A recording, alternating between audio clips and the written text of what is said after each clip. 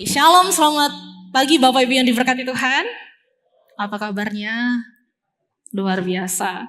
Oke, Bapak Ibu yang terkasih di dalam nama Tuhan Yesus Kristus, hari ini kita kembali masuk di dalam tema-tema kita, di mana tema kita tahun ini terus berbicara tentang bagaimana kita menjadikan gereja kita itu sebagai rumah.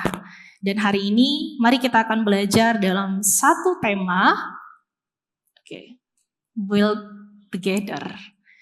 Bapak Ibu yang diberkati Tuhan, tema ini sederhana, tetapi artinya sangat penting di dalam hidup kita. Ketika kita melihat sebuah bangunan yang megah, Bapak Ibu pernah lihat bangunan yang megah ya?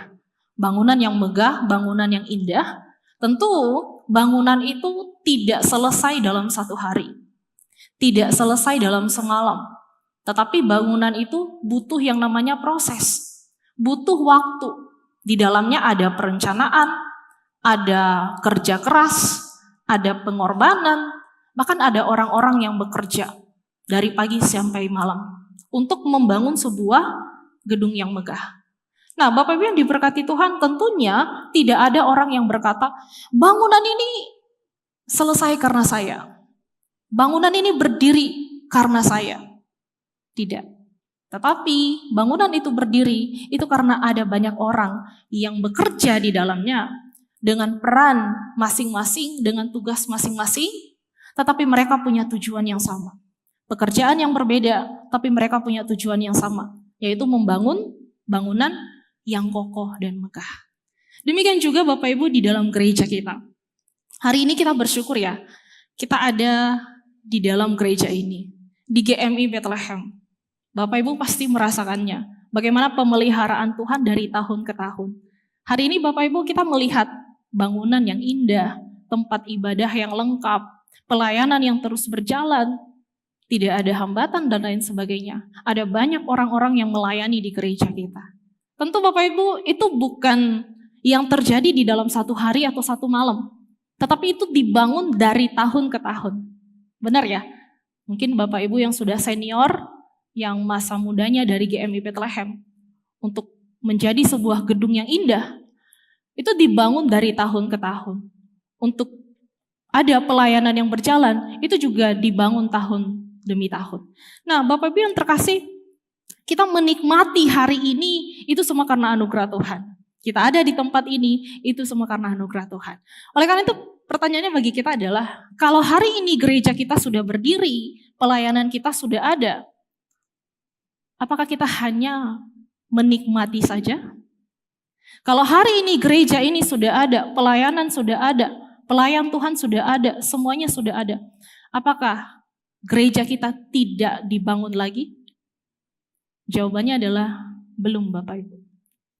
Nah, kenapa? Karena di minggu kemarin kita diingatkan bahwa kita bukan lagi orang asing. Coba Bapak Ibu lihat kiri kanan. Kira-kira ada orang asing? Bapak Ibu kenal satu dengan yang lain? Ketika berbicara tentang orang asing, maka tidak ada lagi yang tidak saling mengenal. Kita semuanya saling mengenal di tempat ini. Kita adalah keluarga Allah. Minggu kemarin disampaikan bahwa kita adalah keluarga Allah. Tentu ketika kita menjadi keluarga Allah, maka di dalam keluarga Allah itu ada apa? Ada rasa saling mengasihi, saling menerima, saling melengkapi, saling menjaga, dan lain sebagainya. Dan tujuan kita menjadi keluarga Allah. Tujuan kita menjadi keluarga yang sehat. Keluarga Allah itu adalah keluarga yang sehat.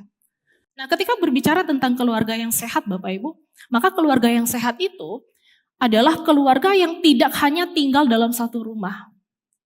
Benar ya? Kalau kita menjadi keluarga yang sehat, kita tidak hanya tinggal dalam satu rumah. Keluarga yang sehat itu tidak hanya menikmati kebersamaan bersama dengan keluarganya. Tetapi keluarga yang sehat itu adalah keluarga yang punya tujuan yang dicapai bersama-sama. Saya dan keluarga saya itu berpisah Bapak Ibu. Maksudnya kami berbeda kota.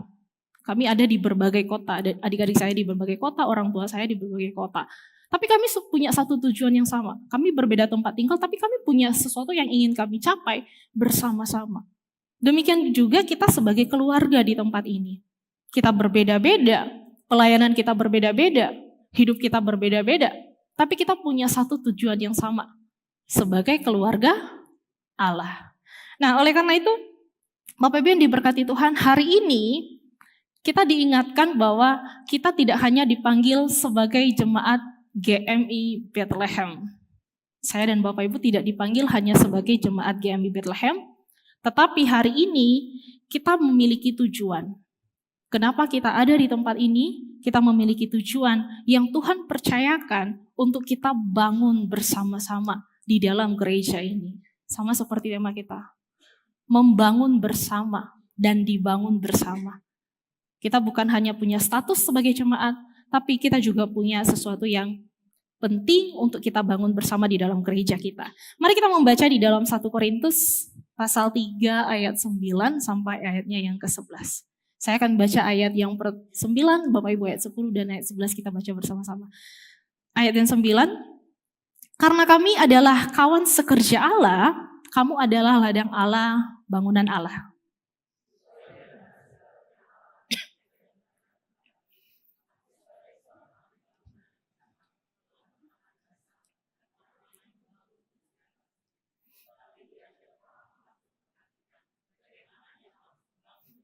Bersama-sama, karena tidak ada orang pun yang dapat meletakkan dasar lain daripada Yesus Kristus.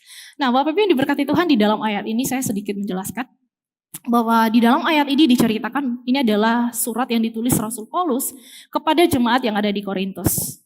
Kalau kita membaca ayat sebelumnya, di situ Bapak Ibu jemaat Korintus adalah jemaat yang sungguh berkembang.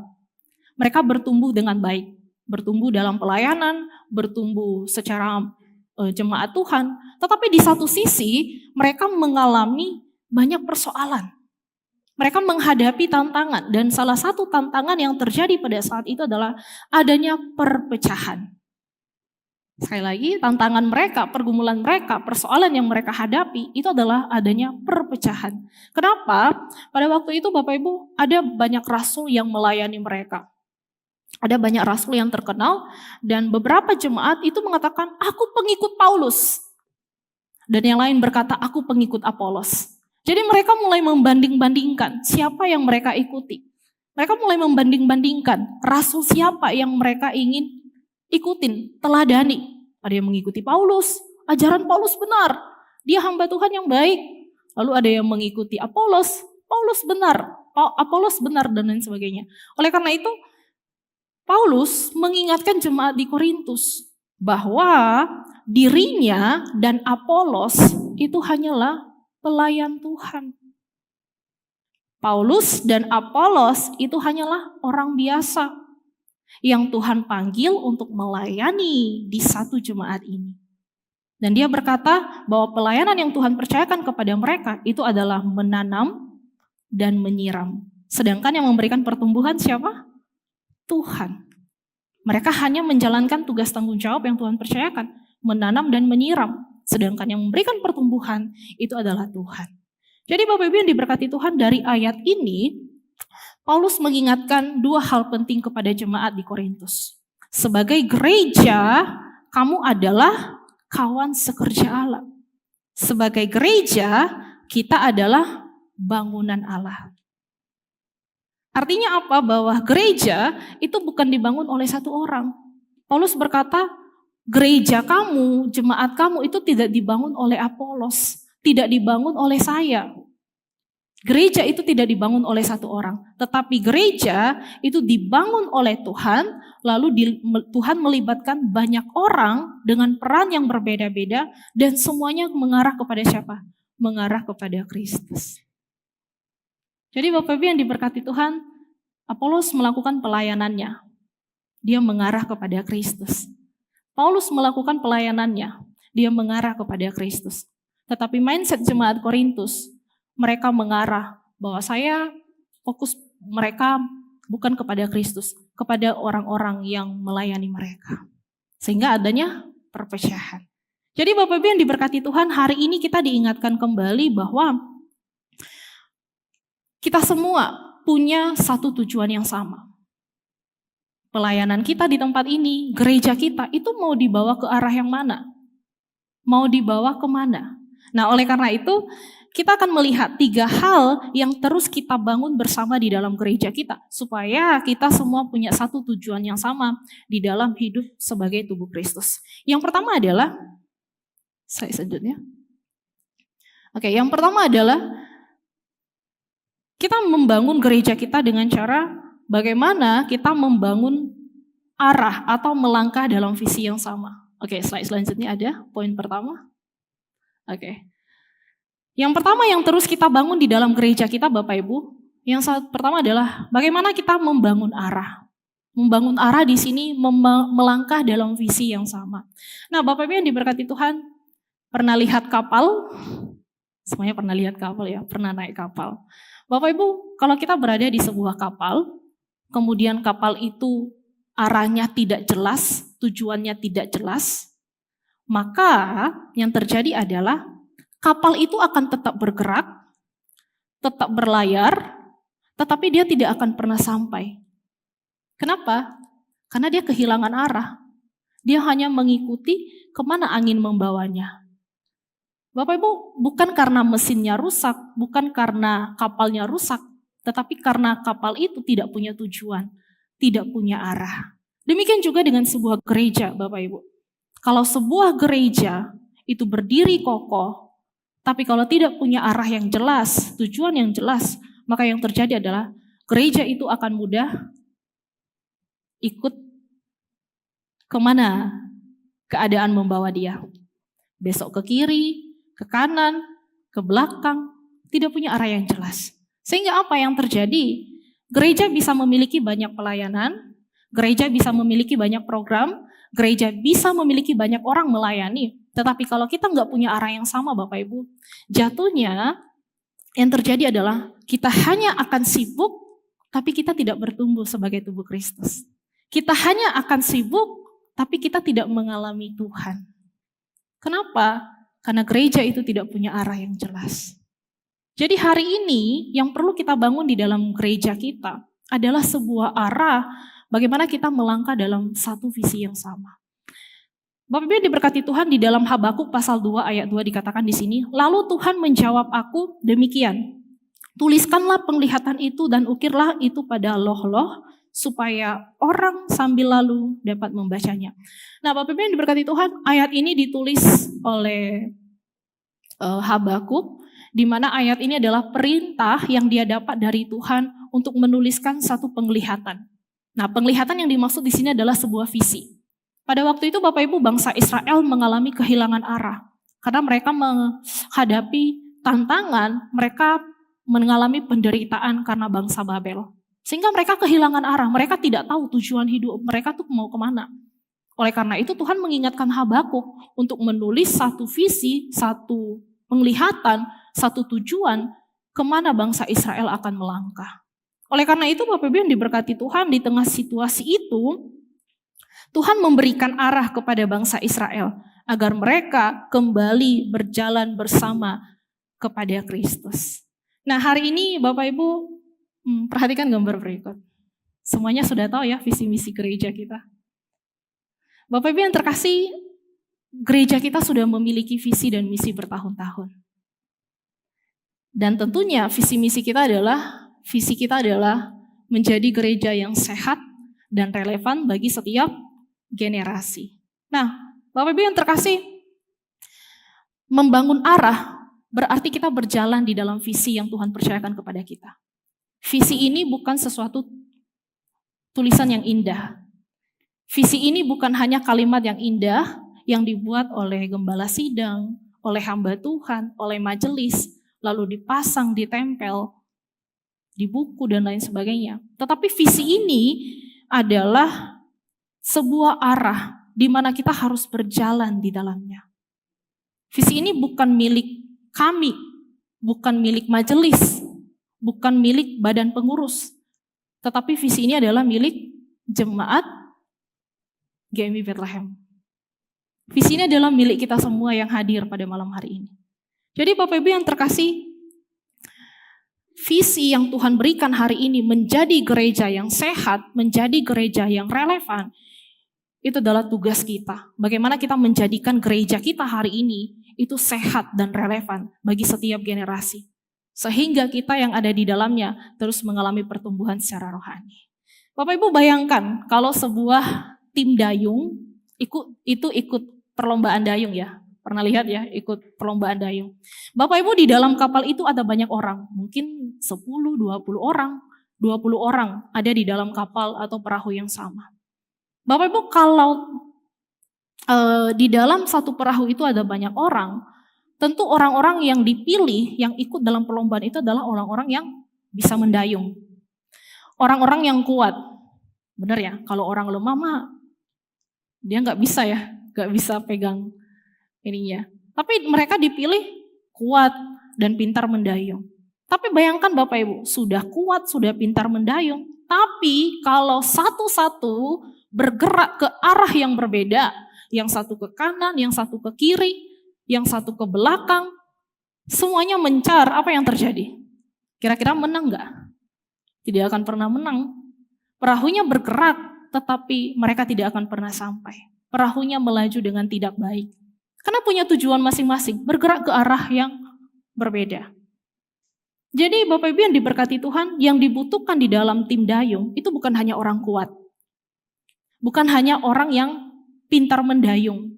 Tetapi yang dibutuhkan di dalam tim pendayung itu adalah orang-orang yang mau bergerak ke arah yang sama. Bukan hanya orang pintar, bukan hanya orang hebat, tapi orang-orang yang mau bergerak dan dituntun ke arah yang sama. Demikian juga dengan gereja kita Bapak Ibu.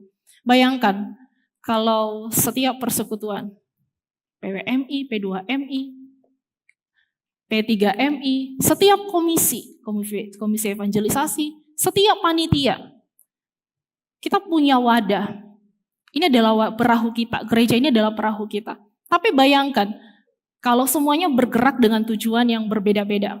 PWMI dengan tujuannya sendiri, P2MI dengan tujuannya sendiri, Pak Sutri dengan tujuannya sendiri, sekolah minggu dengan tujuannya sendiri.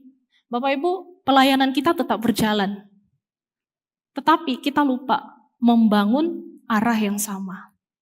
Kita fokus membangun bagian kita masing-masing. Kalau saya di sekolah minggu, kalau kita tidak punya visi, mungkin saya akan membawa guru-guru sekolah minggu. Saya bangun bagian saya. Saya tidak peduli dengan youth, saya tidak peduli dengan remaja, saya tidak peduli dengan PWMI. Karena saya di bagian sekolah minggu. Atau yang di PWMI, saya di PWMI. Saya tidak mau ngurus sekolah minggu, saya tidak mau ngurus remaja dan lain sebagainya. Kita berjalan dengan tujuan yang berbeda-beda. Nah, jadi Bapak Ibu yang diberkati Tuhan, pagi hari ini kita diingatkan bahwa kita boleh memiliki pelayanan yang berbeda. Kita boleh melakukan pelayanan, mengusahakan pelayanan kita di bagian masing-masing. Tetapi kita harus ingat, kita harus melangkah bersama di dalam satu visi yang sama. Satu hati, satu arah, dan satu tujuan.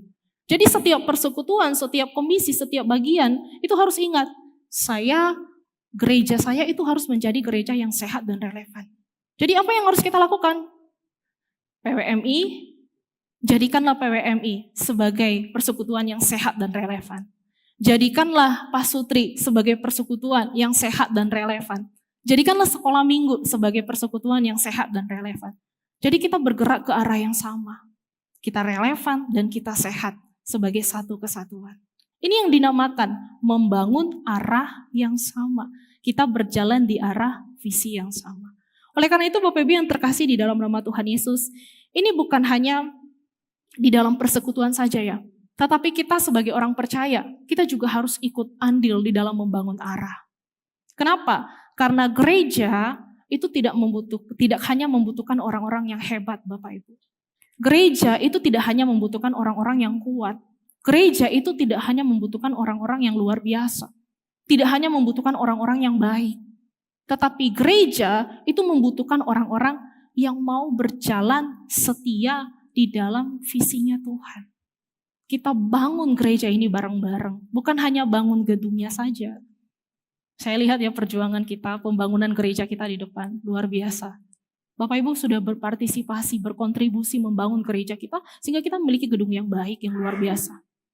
Tapi bukan hanya berhenti pada gedungnya, pada fisiknya, tapi mari kita bangun apa yang ada di dalam gereja kita.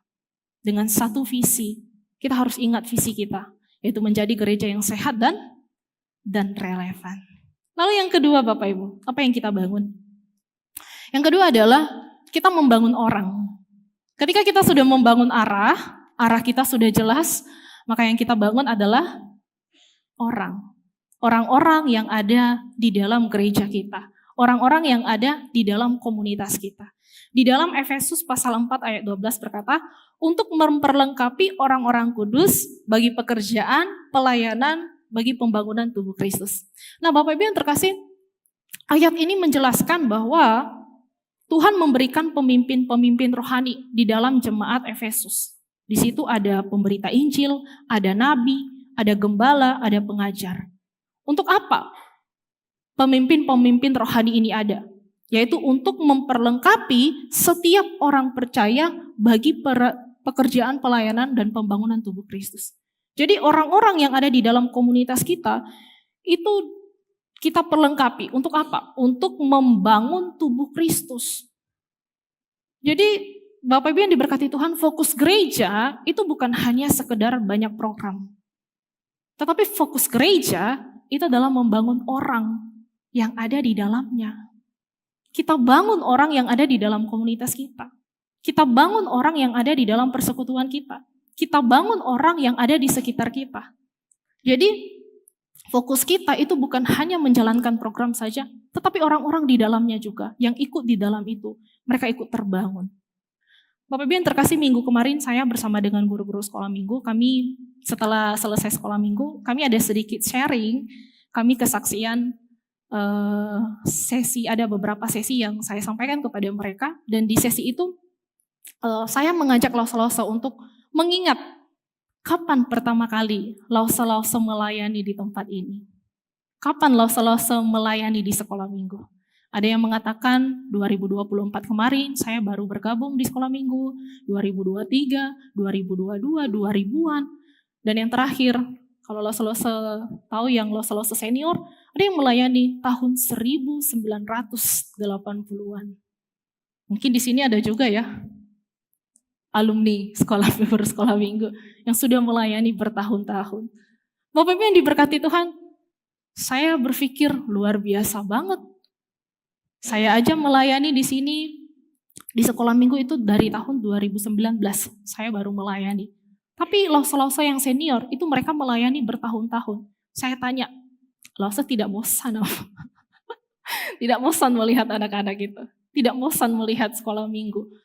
Tapi hari ini Bapak Ibu, mereka terus memberikan diri mereka untuk melayani. Karena apa? Mungkin sebagian Bapak Ibu di tempat ini ada yang jadi alumni anak sekolah minggu. Dan saya melihat sesuai dengan tema hari ini, Bapak Ibu, guru-guru sekolah minggu itu bukan hanya mengajar di kelas setiap hari minggu. Di sekolah minggu kita ada 5 kelas. Mereka bukan hanya masuk ke dalam kelas, siapkan materi, mengajar, sampaikan firman, pimpin pujian, tidak. Tetapi guru-guru sekolah minggu itu sedang membangun kehidupan orang-orang yang Tuhan percayakan di dalam sekolah minggu. Tuhan memakai mereka untuk membangun anak-anak yang Tuhan percayakan di dalam sekolah minggu. Jadi Bapak Ibu yang diberkati Tuhan, guru sekolah minggu itu sedang membangun orang yang Tuhan percayakan di dalam kehidupan mereka.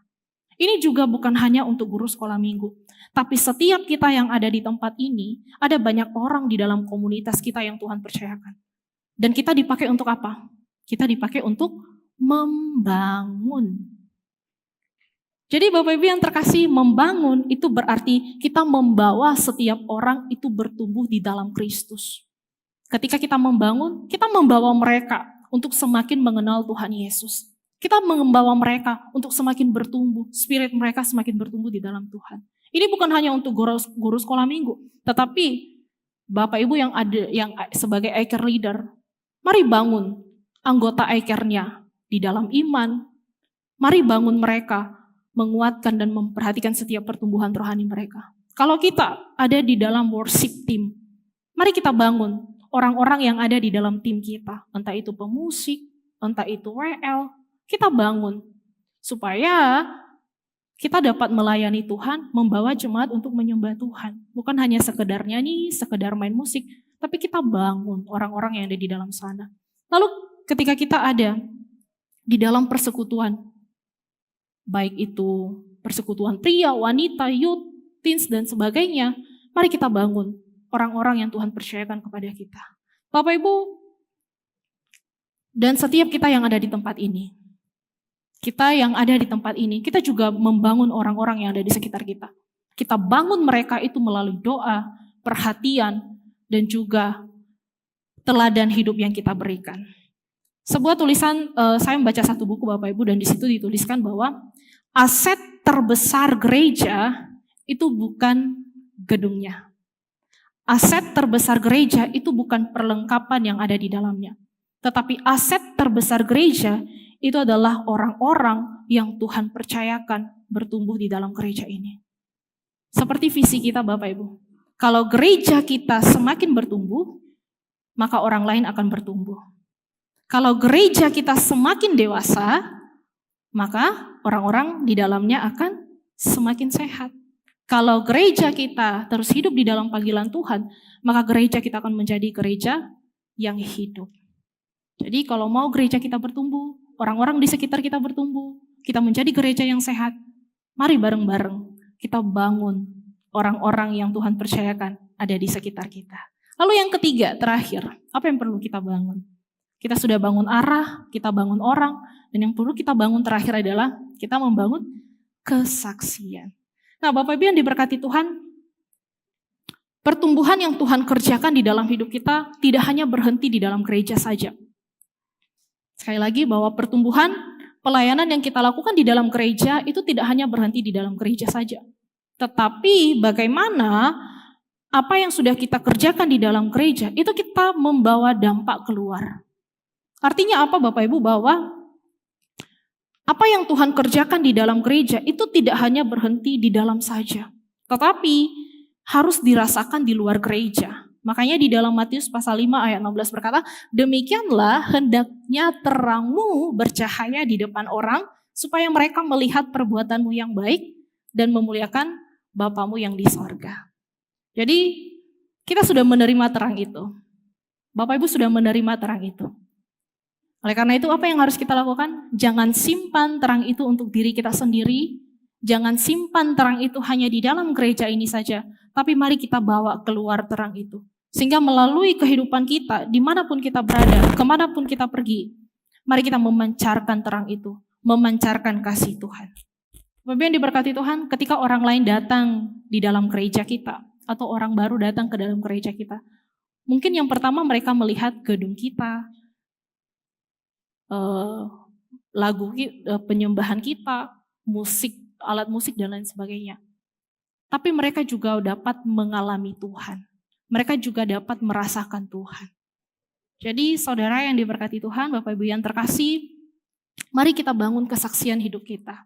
Supaya kita juga dapat menjadi garam dan terang dimanapun kita berada. Jadi di dalam gereja kita rohani, di luar gereja kita juga harus rohana. Kita juga harus rohani. Jadi kalau di dalam gereja kita sebagai orang percaya, maka di luar gereja kita juga pancarkan kehidupan kita sebagai orang percaya. Dimanapun kita berada, baik di rumah, di sekolah, di tempat pekerjaan, mari kita membawa kesaksian hidup kita agar orang lain dapat melihat Kristus di dalam hidup kita. Bapak Ibu yang terakhir yang diberkati Tuhan, firman Tuhan hari ini mengingatkan kita bahwa membangun gereja itu bukan hanya sekedar membangun sebuah bangunan. Tetapi membangun gereja itu artinya kita memiliki bagian yang penting di dalam gereja ini. Mungkin kita punya peran yang berbeda-beda, ada yang berkhotbah, ada yang melayani di bagian musik, mengajar, dan lain sebagainya. Tetapi ingat Bapak Ibu bahwa apapun jenis pelayanan kita, apapun jenis pelayanan yang Tuhan percayakan kepada kita, dimanapun kita berada, di komunitas manapun, di persekutuan manapun, ingat, kita harus membangun ke arah yang sama. Semuanya kita bawa ke arah yang sama, yaitu kepada Kristus. Bukan dengan tujuan kita masing-masing. Tapi kita fokus, saya melayani karena Kristus. Saya membawa gereja ini menjadi gereja yang sehat dan relevan bagi setiap generasi, dimanapun kita berada. Jadi saudara yang diberkati Tuhan, ada satu kalimat mengatakan, kalau ingin berjalan cepat, kalau ingin berjalan cepat, berjalanlah sendiri. Kalau ingin berjalan jauh, berjalanlah bersama-sama. Tuhan tidak memanggil kita untuk berjalan sendiri-sendiri di dalam gereja ini, tapi berjalan bersama menuju ke arah Kristus. Slide selanjutnya, gereja yang sehat dan relevan itu tidak dibangun oleh satu orang hebat, tetapi oleh banyak orang yang setia mengambil bagian sebagai kawan sekerja Allah. Renungkan dalam diri Bapak Ibu, apakah saya sudah setia? Apakah saya sudah menjadi kawan sekerja Allah untuk membangun gereja ini, membangun GMI Bethlehem Palembang?